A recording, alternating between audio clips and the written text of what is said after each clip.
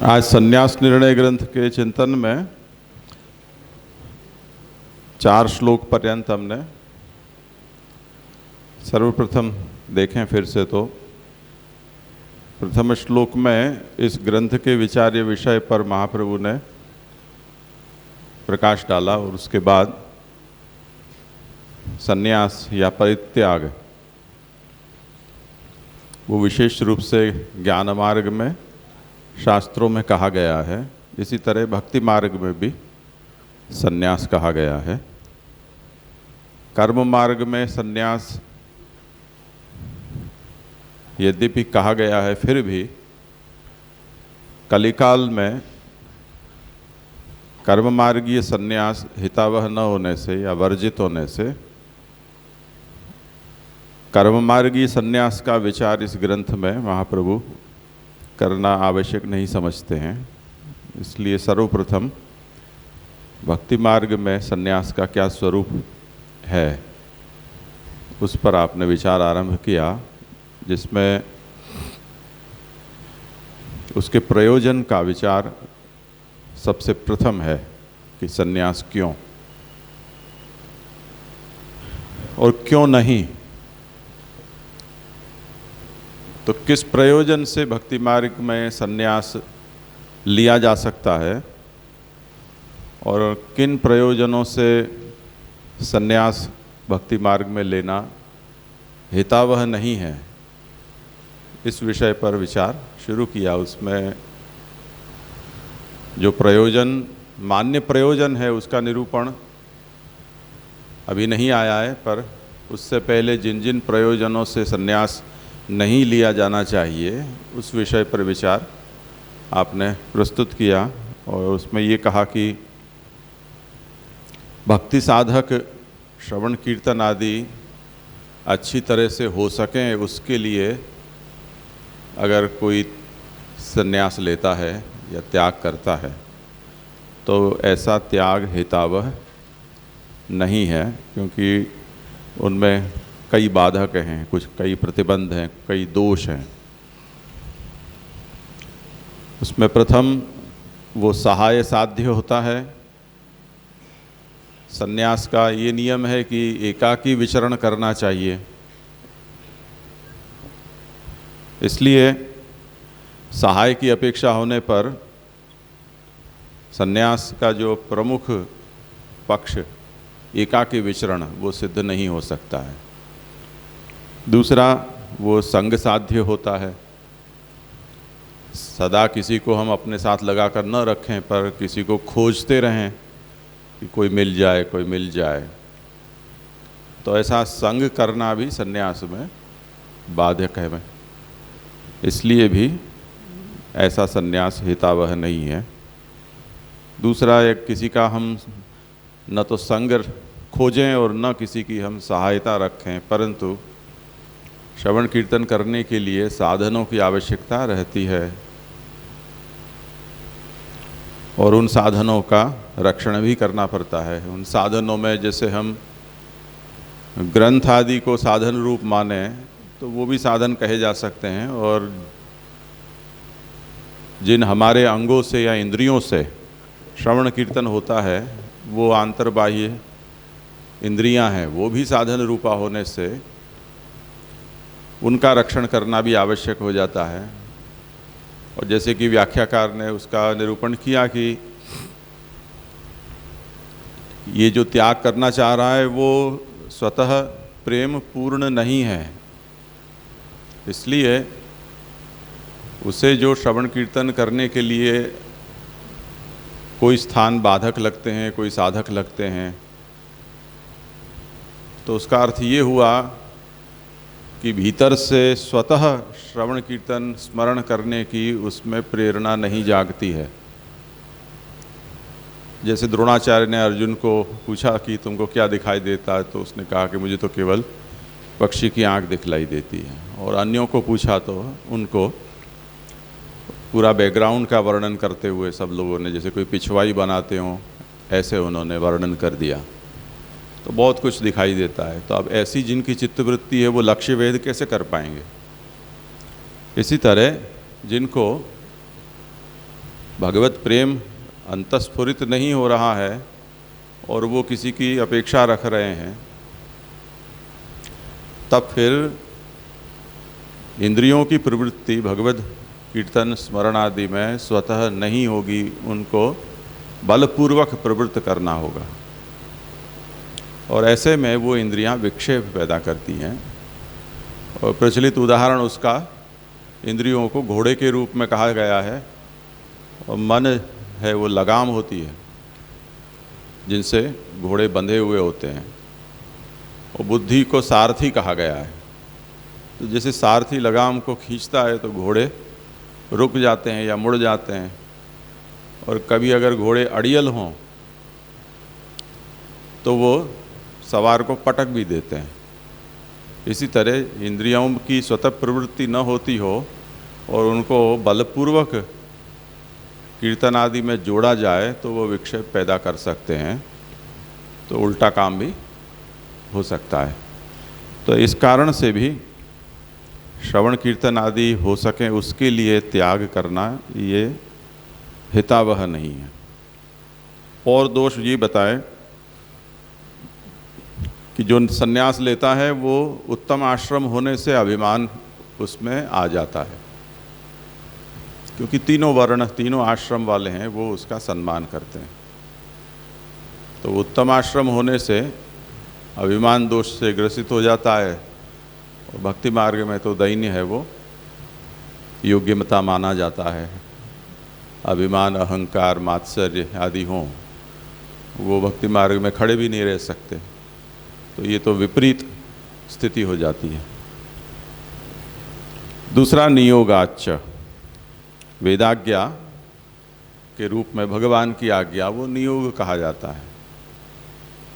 और वेदाज्ञा सन्यास के समय में ये होती है कि जो परंपरा में जो व्यक्ति संन्यास्त होता है उसको महावाक्य का उपदेश महामंत्र के रूप में दिया जाता है, और वो ही विहित मंत्र का उपासन उसी का ध्यान उस सन्यासी को करना होता है। और भक्ति मार्गीय श्रवण कीर्तन है उसमें तो ऐसा नियम नहीं है। तो जो अन्य शास्त्रों का अवलोकन या चिंतन या मनन पाठ ये सब वो जो वेदाज्ञा है उससे बाधित हो जाता है, यानी कोर्स बदल जाता है। दो कोर्स एक साथ, एक कंपलसरी और दूसरा ऑप्शनल। तो जो सन्यास वाला कोर्स है वो तो कंपलसरी है, वो आप पूर्ण कर लो, उसके बाद अगर समय थोड़ा बहुत बच गया और आपको करना हो तो अन्य कोई आप श्रवण कीर्तन स्मरण कर सकते हो। इसलिए वो जो यति धर्म के रूप में कहा गया वेदाज्ञा है या जो नियोग है वो भगवत कीर्तन में प्रतिबंध पैदा करने वाली है, बाधक बनने वाली है। और तद्धर्मैश्च विरोधतः, सन्यास के धर्म का भक्ति मार्गीय सन्यास के साथ विरोध है। इन सब कारणों से श्रवण कीर्तन आदि अच्छी तरह से हो सकें उसके लिए सन्यास लेना ये श्री महाप्रभु कहते हैं कि हितावह नहीं है, ये अच्छा दृष्टिकोण नहीं है।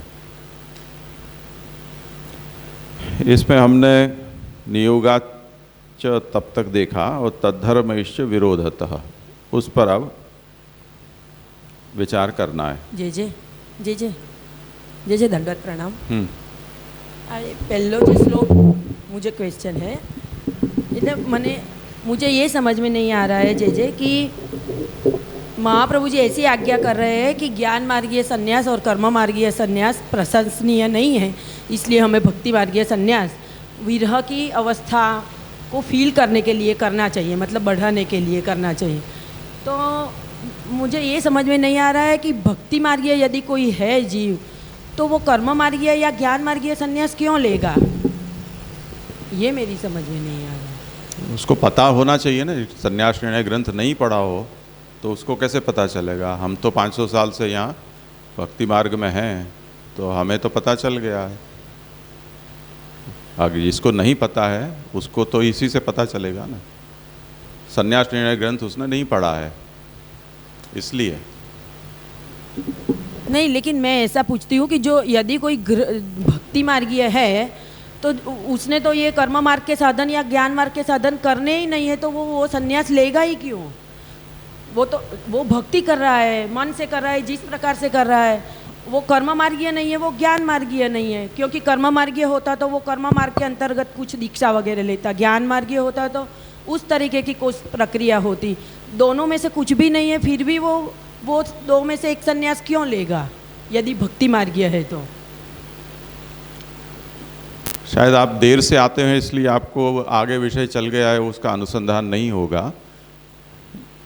इन्होंने आरंभ में इस बात का उपक्रम किया था कि त्रिदंडम परिगृह्णीत सर्वशास्त्रा विरोधितत्, ऐसा महाप्रभु ने सर्वनिर्णय में त्रिदंड संन्यास को प्रशंसनीय माना है। तो जिसको और कुछ विचार नहीं है, जिसने केवल महाप्रभु की वाणी का ही अवलोकन किया है, तो वो ये सोचेगा कि महाप्रभु ने त्रिदंड संन्यास लेने की आज्ञा सर्वनिर्णय में की है और अब मुझे घर तो छोड़ना है, तो अब मुझे दूसरे सन्यास का प्रकार पता नहीं है, जैसे नरहरि सन्यासी को नहीं था। तो महाप्रभु ने कहा है उस प्रकार का त्रिदंड सन्यास मैं ले लेता हूँ। लेकिन हाँ, करते हैं वो, पहले इनका हो जाए विषय। त्रिदंड संन्यास का मतलब काया, वाणी और मन को अंकुश में रखना, ये 3 दंड हैं। लेकिन मैं यही पूछ रही हूँ कि यदि महाप्रभु जी सर्वनिर्णय में, शास्त्रार्थ में सर्वनिर्णय में आज्ञा कर रहे हैं, लेकिन कुछ प्रक्रिया तो होनी चाहिए ना। महाप्रभु जी ने कहा कि त्रिदंड संन्यास लेना चाहिए, वो सामान्य वचन है, लेकिन उसके अनुरूप यदि कर्म मार्गीय या ज्ञान मार्गीय कुछ प्रक्रिया तो आगे की होनी चाहिए ना। ऐसे थोड़ी कोई संन्यास ले सकता है। मैं तो कोई भक्ति मार्गीय ने कुछ किया ही नहीं है, कर्म मार्गीय या ज्ञान मार्गीय, तो वो कैसे त्रिदंड संन्यास? ऐसा है कि कर्म मार्ग तो गले पतित है, उसमें तो करने का नहीं करने का कोई प्रश्न ही नहीं है। व्यवहार में तो कर्म मार्ग हम सबको, हर जो वर्णाश्रमी है उसको उसका अनुसरण करना ही है। कि हम गृहस्थ हैं तो गृहस्थ के धर्म है, उनका पालन शास्त्रानुसार प्राप्त है कि नहीं। अब मुझे सन्यास लेना है तो मैं क्या करूँगा? तो सन्यास का जो प्रचलित प्रकार मेरे सामने है वो तो यही है ना, शास्त्रीय सन्यास। और महाप्रभु कहते हैं कि त्रिदंडम परिगृह्णीत, तो मैं त्रिदंड सन्यास लेने की इच्छा करूँगा। और ये जैसे कर्म मार्गीय संन्यास में आपने बताया कि यदि वो यज्ञोपवीत करके वो जो पंच यज्ञ आदि कर रहा है तो उसके साथ ऐसा यज्ञ है कि उसको सुबह शाम धर्मपत्नी के साथ ही करना है, तो यदि वो ऐसा धारण करेगा तो भी वो कैसे गृह त्याग कर सकता है? तो मेरा ये क्वेश्चन है कि चलो अभी कली काल में तो ऐसा नहीं हो सकता है, लेकिन जो काल शुद्ध है उसमें यदि वो कर्म मार्गीय ऐसा गृह त्याग करता है तो वहाँ फिर वो ये व्यवस्था कैसे होगी? जैसे अग्नि को साथ में ले जाना है, जैसे पत्नी को साथ में ले जाना है, तो मुझे ये जानने की जिज्ञासा है। नहीं, मैं समझा नहीं क्या हो। यानी कली काल के अलावा कोई काल शुद्ध है, जैसे सतयुग है या त्रेता है, द्वापर है, उसमें तो ये धर्म के अंग सब शुद्ध है, तो हाँ। उस टाइम में यदि कर्म मार्गीय को कोई संन्यास ग्रहण करना है, संन्यास हाँ, कर्म मार्गीय कोई है जो ग्रह में स्थित है, उसको संन्यास ग्रहण करना है, तो वो क्या करेगा? उसकी क्या प्रोसीजर? तो संन्यास लेगा ना, ले सकता है। लेकिन आपने बोला ना कि ये सुबह शाम पत्नी की अपेक्षा रहती है। जब संन्यास में पत्नी कहाँ से आएगी? अग्निहोत्र आदि कुछ यदि यज्ञ करता है वो, तो हाँ। उसको तो वो सब क्या व्यवस्था है वो मुझे जानना है। ये अग्निहोत्र की बात यहाँ कहाँ आई संन्यास में? ऐसा कहाँ कहा? जब संन्यास लेगा तो पूर्वाश्रम के धर्म है वो निवृत्त हो जाएंगे। अब संन्यास के धर्म प्राप्त होंगे। बस जब संन्यास लेगा तब पूर्वाश्रम के धर्म सब उसके निवृत्त हो जाएंगे। हाँ। यानी जो गृहस्थ आश्रम के उसके धर्म है वो निवृत्त हो जाएंगे। हाँ, हाँ जी जी मतलब जैसे पहले श्लोक में हमने कर्म मार्ग या संन्यास को महाप्रभु जी ने मनाही कर दी, फिर द्वितीय से हमारा भक्ति मार्गीय संन्यास का उपक्रम शुरू हुआ। तो भक्ति मार्गीय संन्यास के अंदर फिर महाप्रभु जी ये जो मतलब टीकाकार कह रहे कि वेद आदि में प्रसिद्ध यति धर्मों का अनुष्ठान करने में, तो फिर भक्ति मार्गीय संन्यास में भी कर्म मार्गीय संन्यास के धर्म जुड़ गए। वो कर्म मार्गीय तो नेगेट कर दिया पहले, अभी भक्ति मार्गीय की बात चली है कि लेकिन ये श्रवण आदि को सिद्ध करने के लिए, सिद्ध होने के बाद नहीं, श्रवण आदि को सिद्ध, तो उसमें ये यति धर्म क्यों? क्योंकि वो तो कर्म मार्गीय संन्यास के कर्म है ना। ये तो महाप्रभु उनके लिए कह रहे हैं कि जिनको अभी विरहानुभवार्थ संन्यास का स्वरूप पता ही नहीं है। ये उस व्यक्ति के लिए है कि जो घर में बैठे हुए भगवत भजन करने का प्रयत्न कर रहा है, पर गृहस्थी की जंजाल में वो श्रवण कीर्तन स्मरण नहीं कर पा रहा है। तो वो देख रहा है कि हमारे यहाँ भिक्षान्न देही करके जो आते हैं वो बड़े मस्ती छानते हैं, न उनको किसी का सूतक लगता है, न उनको कहीं कमाने जाना पड़ता है, न उनको घर बनाना पड़ता है। समय ही समय है, जितना चाहे वो भगवत नाम ले सकें, उनको कोई रोक टोक नहीं है।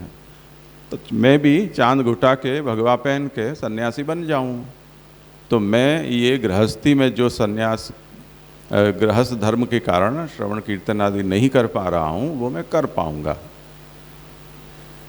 तो वो घर पर आते हुए या एकांतवास करते हुए सन्यासियों को देखकर उस तरह का सन्यासी बनने का सोच रहा है। उसे ये कहते हैं कि ये संभव नहीं है, तुम जो देख रहे हो वो तुम्हारी भ्रांति है। भक्ति मार्गी ये सन्यास लेगा उसकी ये बात ही नहीं है। ये तो जो प्रयोजन से सन्यास नहीं लेना चाहिए, कौन सा सन्यास, प्रचलित जो सन्यास है वो, उसकी ये बात हो रही है। प्रचलित सन्यास और जो अधिकारी हो भक्ति मार्गीय अधिकारी, ऐसा हो। हाँ, प्रयोजन उसका ऐसा है। हाँ, हाँ। भक्ति वृद्धि का। मतलब हम सन्यास को भक्ति मार्गीय सन्यास नहीं कह सकते। नहीं नहीं नहीं, भक्ति मार्गी सन्यास नहीं। हाँ, उसका तो अब निरूपण आया ही नहीं है अभी। हाँ।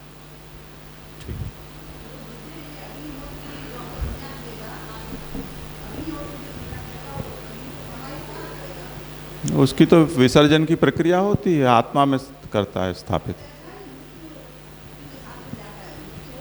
तब अग्नि साथ में जाता है, ऐसी वो तो गृहस्थ की बात है, सन्यासी की बात नहीं। गृहस्थी सन्यास ले सकते हैं ना, अग्निहोत्री गृहस्थी है, वो सन्यास ले सकते हैं। हाँ जी।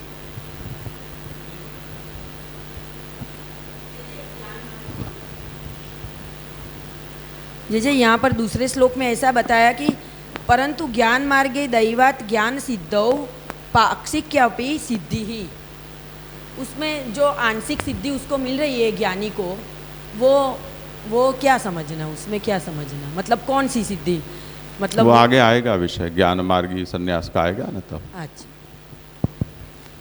जी यहाँ पे यही जो यति धर्म के बारे में बात आई, तो उसमें जब भी वो जो भी वहाँ पर कार्य कर रहा है संन्यास धर्म के अंतर्गत, शायद वो मंत्र जप हो आदि हो, तो कीर्तन प्रणाली में और उस प्रकार से भगवत नाम का आवर्तन या चिंतन, उसमें भेद क्या होगा? वही तो मैंने कहा कि सोहम दीक्षा मंत्र दिया गया, अब आजीवन उसको वही जपना है। कोई सन्यासी ये कहेगा कि नहीं मैं तो श्री कृष्ण शरणम मम श्री गोविंद हरे मुरारे करूँगा, तो वो नहीं कर सकता। तो मतलब ये तो मंत्र की प्रणाली से हुई, पर जो भाव अंतर्गत जो भी आ रहा है, तो वहाँ पर मतलब एक में महात्म्य है और एक में कहीं भगवत लीला, मतलब लीला चिंतन नहीं हो पा रहा उस प्रकार से, या मतलब उसके मन के अनुसंधान में जो कर रहा है क्रिया वो तो भगवत अर्थ ही है, तो वो दोनों में फर्क कैसे, या मनोस्थिति ये में किसके संबंध में कहा जा रहा है? श्रवणादि प्रसिद्ध्यर्थम, श्रवण कीर्तन स्मरण भगवान का अच्छी तरह हो सके उसके लिए मैं गृहस्थी छोड़ना चाहता हूँ। अब उसे पूछो तुम क्या श्रवण कीर्तन और स्मरण करना चाहते हो? क्या सोहम का, अहम ब्रह्मास्मि का, तत्वमसि का करना चाहते हो? तो जिस आशा से उसने त्याग किया, उससे दूसरा कोर्स तो उसको प्रिस्क्राइब किया गया। तो भक्षिते भी लशु ने नशान तो व्याधि हो गया। ये बात है। मतलब एक जगह पर उसे फिर ब्रह्मबोध होगा और दूसरी जगह पर जो भजनानंद है वो प्राप्ति नहीं होगी, ऐसा समझ लो। इसीलिए मैंने उदाहरण दिया था इन विद्यार्थियों का कि ये लोग इस आशा से संस्कृत पढ़ने के लिए आए थे कि हम गणित आदि की झंझट को छोड़ के और सुख से यहाँ अच्छा विषय पढ़ लेंगे, और सरकार ने वो कोर्स वापस संस्कृत में भी डाल दिया। तो आसमान से गिरे और खजूर में लटके जैसा ताल हो गया उनका। ऐसा ठीक है। और कोई विषय है? जय जय दंडवत प्रणाम। जय जय, वो आपने बताया ना अभी अग्निहोत्री जो गृहस्थ है, पर वो तो अपनी पत्नी के साथ करता है और अंत तक उसको करना है, ऐसा ही हम सर्वनिर्णय में ऐसे समझे कि उसको जो उसकी अग्नि जो रहती है उससे ही उसका अग्निदाह होता है अंत में, ऐसे भी हमने समझा। तो फिर वो सन्यास की विधि उसको तीर्थ में भी, तीर्थ की भी मनाही करी है, तो फिर वो सन्यास कैसे ले सकता है? वो बात शायद आपने समझाई पर मेरी समझ में नहीं आई। जी तो कैसे समझे उसको कि वो सन्यास कैसे ले सकता है ऐसे? अब मुझे नहीं करना है अग्निहोत्र, अब मुझे सन्यासी हो जाना है।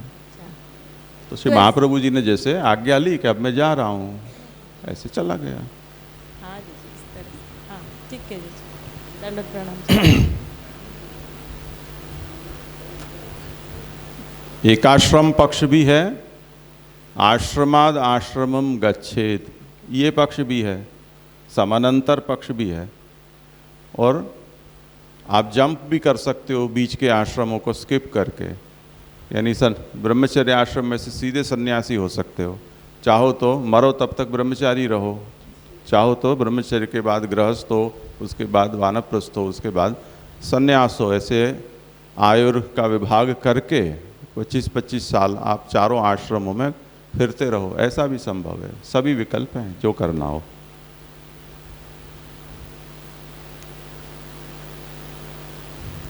और कोई है विषय?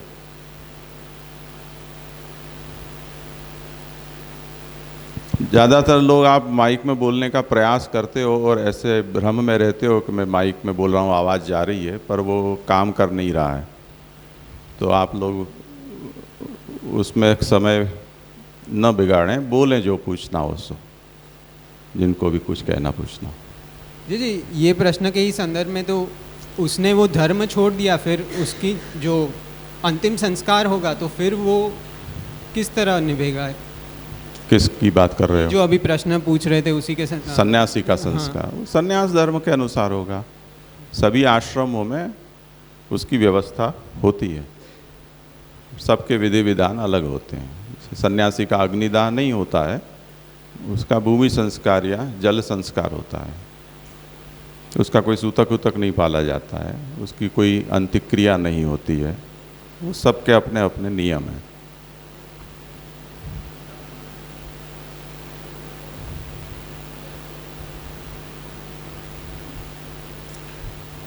कोई बहुत सीरियसली सोच तो नहीं रहा है ना सन्यास लेने का?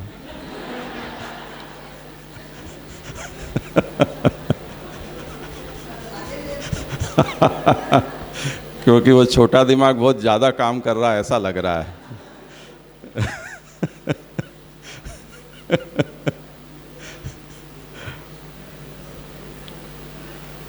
चलो,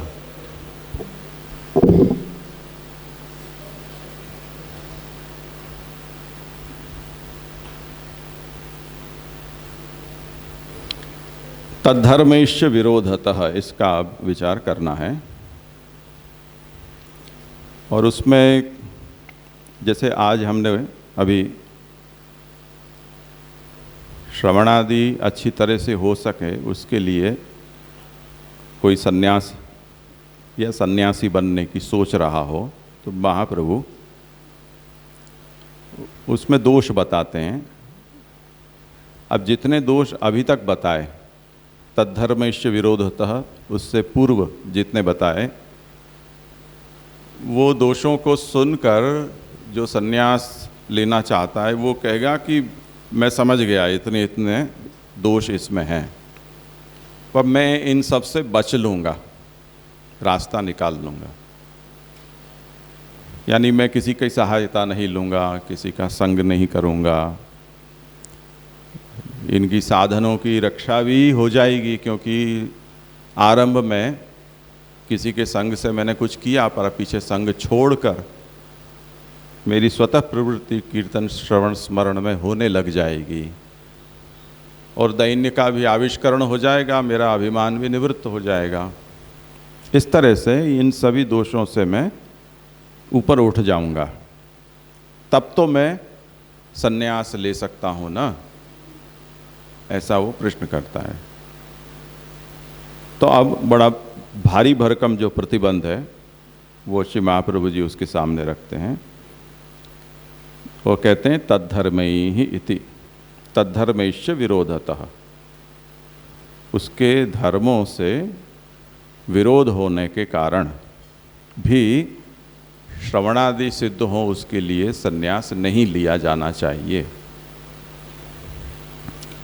तद्धर्मैः का मतलब करते हैं पुष्टिमार्गीय परित्याग धर्मैः, यानी पुष्टि भक्ति मार्गी के द्वारा जो परित्याग किया जाता है उस परित्याग के जो धर्म हैं वो धर्म, और ये व्यक्ति जिस प्रकार का सन्यास लेना चाहता है उस सन्यास का के जो धर्म हैं उनमें परस्पर विरोध है।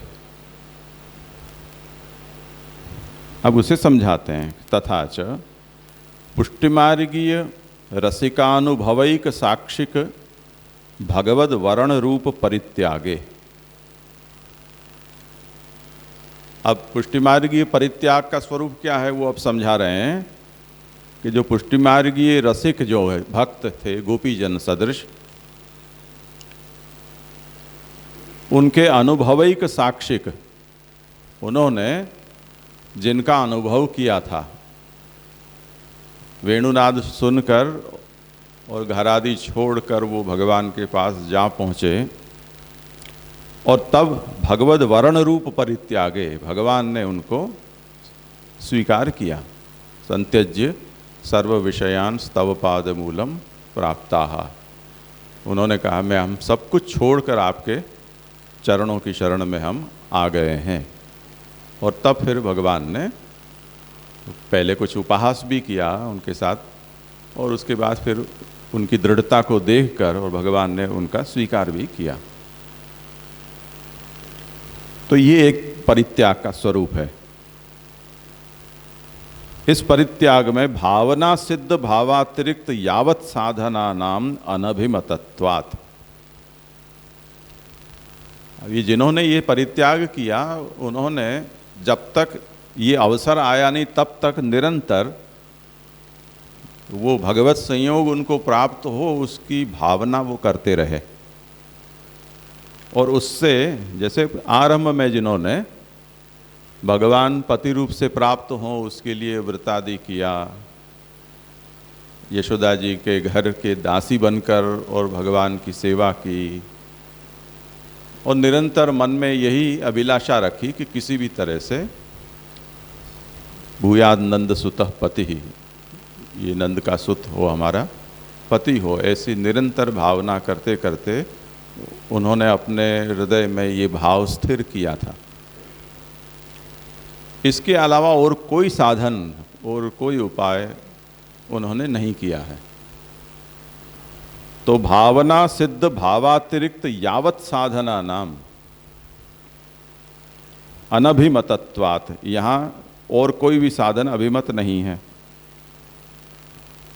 भाव पोषक विरहानुभवातिरिक्त यावत पदार्थस्य व्यासंगांतर जनकत्वेन, और उनके भाव का पोषक जो विरह अनुभव है उस विरहानुभव से अतिरिक्त और कोई पदार्थ उनका संग उन्होंने अभीष्ट नहीं माना। यानी ऐसा ही कोई भी उपाय भी नहीं किया कि हमारे भीतर जो भाव है वो भाव किसी और प्रकार से बढ़े। भगवान जब तक हमें हमारे मनोरथ को पूर्ण न करें तब तक हम भगवान की कृपा की प्रतीक्षा करते रहें, उसमें हम सुलगते रहें। केवल यही विरह की उन्होंने साधना की है और सब व्यासंग उन्होंने यहाँ अभिमत नहीं माने। तत्तद अनुभव साक्षिक भाव रूपई ही प्रकृत परित्याग धर्मई विरोधात। अब ये तो जो त्याग है उसका एक मानक है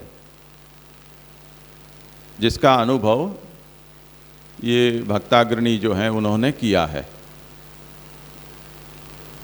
अब उनके परित्याग को एक ओर रखो और दूसरी ओर ये जो बंदा श्रवणादि प्रसिद्ध्यर्थम त्याग करना चाहता है या सन्यास लेना चाहता है, उस सन्यास के धर्म को दूसरी ओर रखो।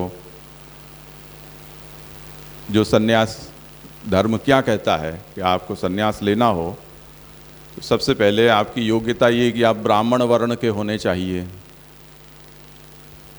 शुद्ध ब्राह्मण वर्ण हो, विधि पूर्वक यथा समय आपके संस्कार गर्भाधान से लेकर उपनयन और गृहस्थ तक के सब हुए होने चाहिए। वेदाध्ययन आपने आपकी शाखा के अनुसार संपन्न किया होना चाहिए। जो किया गया वेदाध्ययन है वो किसी को पढ़ाकर आपने उस ऋषि को चुक्त भी किया है, अध्यापन भी किया है वेद का। और अन्य जो भी ऋण है, पितरुओं के ऋण है, वो सब त्रिपुरुष श्राद्ध आदि हैं, प्रजोत्पत्ति करके आपने उससे भी मुक्ति पा ली है, यानी अपरणता प्राप्त कर ली है। अब आपके ऊपर और कोई ऋण शेष नहीं है। और आपका जो परिवार है वो परिवार भी अब आपको खुशी खुशी सन्यासी होने की अनुमति दे रहा है। ये प्राथमिक योग्यता है। ये सब योग्यता अगर आपकी है और अगर आप सन्यास लेना चाहते हो तब फिर वो प्रक्रिया शुरू होगी। यानी आरंभ में आपको कृच्छ्र चांद्रायण आदि प्रायश्चित करने होते हैं, 15 दिन के उपवास होते हैं। जैसा अधिकारी हो उसके अनुसार गुरु उसको उपवास बताते हैं। उसके बाद जितने भी विद्यमान अविद्यमान जो भी हैं उन सब के श्राद्ध होते हैं, उन सब का सूतक पालना होता है। और पूर्व जितने भी हैं उन सब के साथ अपने संबंध का विच्छेद करके और नवीन नाम ग्रहण करना होता है।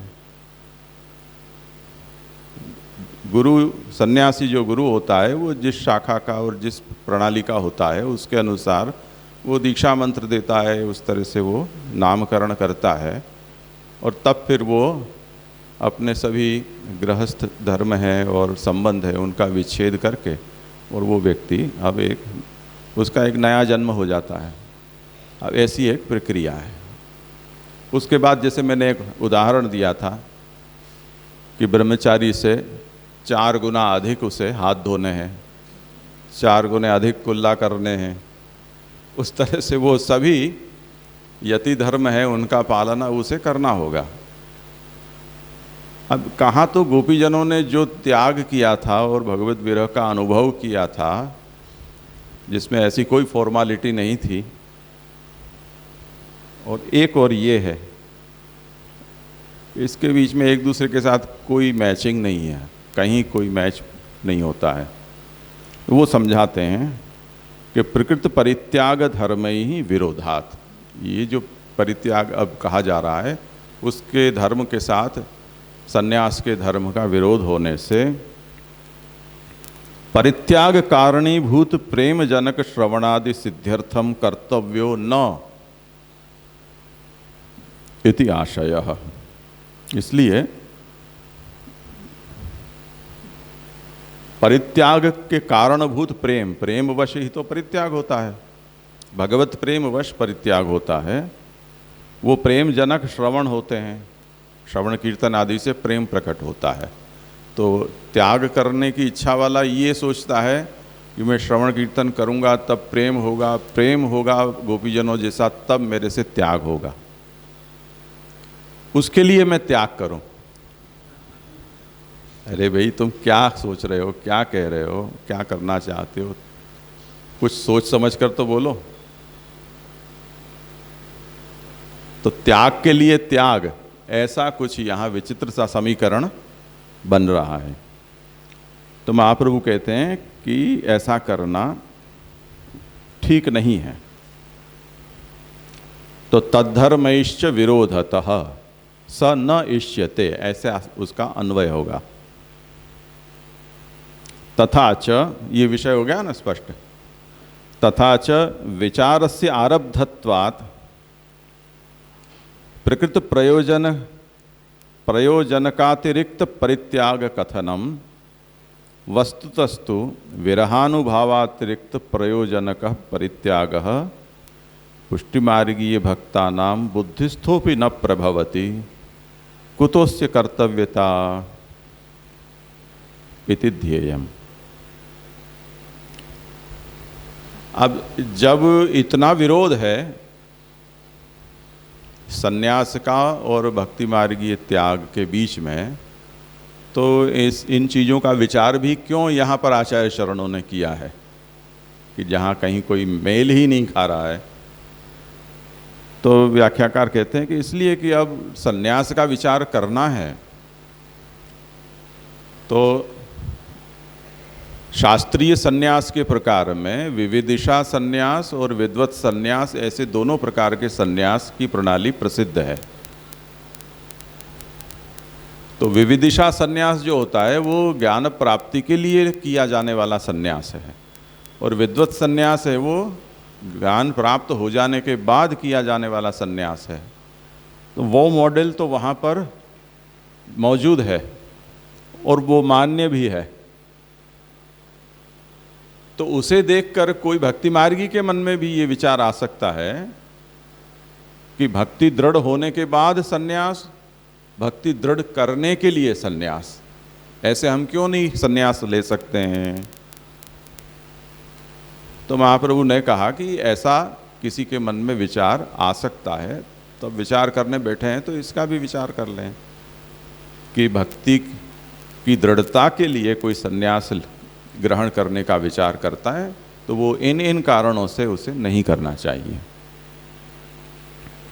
तो तथा च विचारस्य आरब्धत्वाद, आप सोचना शुरू कर ही दिया है, तब फिर प्रकृत प्रयोजनकातिरिक्त परित्याग कथनम, यहाँ जो विरहानुभवार्थ सन्यास ही भक्ति मार्गी सन्यास का एकमात्र मान्य स्वरूप है,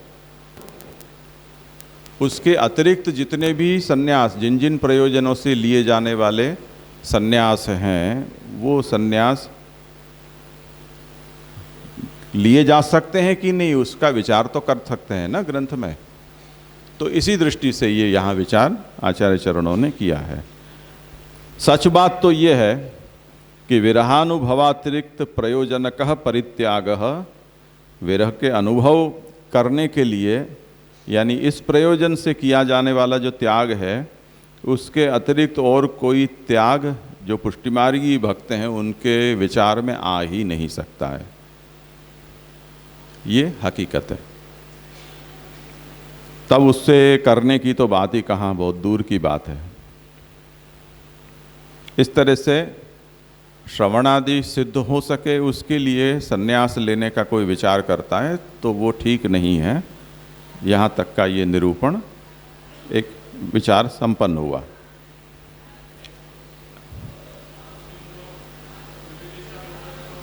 माइक ले लो भाई।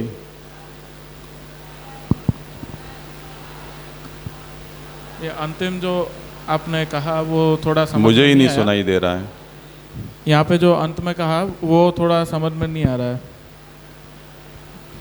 कि मतलब यहाँ पे जो प्रश्न उठाया पहले कि दोनों में इतना विरोध होने से यहाँ पे इसको महाप्रभु ने क्यों विचार में लिया, प्रश्न ये किया। और फिर कहा है कि सन्यास का विचार किया ही है तो फिर उसको दो रीति से भी देख सकते हैं, ऐसा मेरे को आ रहा है समझ में कि विविदिशा और विद्वत। यहाँ पे ये आप जो लास्ट में समझाया वो कैसे समझना है कि भक्ति प्राप्ति के लिए और भक्ति हो जाए उसके बाद, उसका मतलब तो ऐसा ही रहेगा ना तो भक्ति हो जाने के बाद उसको संन्यास तब त्याग का विचार होगा ऐसा। और भक्ति प्राप्ति के लिए वो एक बात समझ में नहीं आ रही है, भक्ति की प्राप्ति उसको हो गई है, उसके बाद तो समझ में आ सकता है कि त्याग करेगा वो, पर ये भक्ति प्राप्ति के लिए क्यों करेगा वो थोड़ा। वही तो चाह रहा है करना। हाँ अच्छा। उनमें दोष बताए कि श्रवण कीर्तन स्मरण गृहस्थी के जंजाल में हो नहीं पा रहे हैं, तो सन्यासी बन जाऊं तो ये झंझट खत्म हो जाएगी, फिर मैं भगवान का भजन अच्छी तरह कर पाऊंगा। तो उसमें दोष बताए इतने। इसलिए ये कहा कि भक्ति प्राप्ति के लिए सन्यास लेना इष्ट नहीं है। अब जब इष्ट नहीं है, इतने सारे दोष हैं, तो उसका विचार इस ग्रंथ में किया ही क्यों? उसे समझाने के लिए मैंने ज्ञान मार्ग का उदाहरण दिया कि ज्ञान मार्ग में विविदिशा और विद्वत दोनों तरह के सन्यास मान्य हैं। तो जैसे विविदिशा सन्यास में ज्ञान सिद्ध नहीं होने पर भी कोई व्यक्ति सन्यासी बन सकता है, उसी तरह भक्ति मार्गी भी भक्ति सिद्ध नहीं होने पर भी भक्ति सिद्ध होने के लिए सन्यास क्यों नहीं ले सकता? ये सवाल है। इसलिए महाप्रभु ने यहाँ पर इस विषय को विचार में लिया कि अगर ऐसा विचार ज्ञान मार्ग के मॉडल को देखकर किसी के भक्ति मार्गी के मन में आता है, तो उसको ये सब सावधानियाँ सामने दिखा दी जाएं, तो उसके मन में ये विचार न आए कि मैं भक्ति के लिए, भक्ति की प्राप्ति के लिए सन्यास ग्रहण करूं।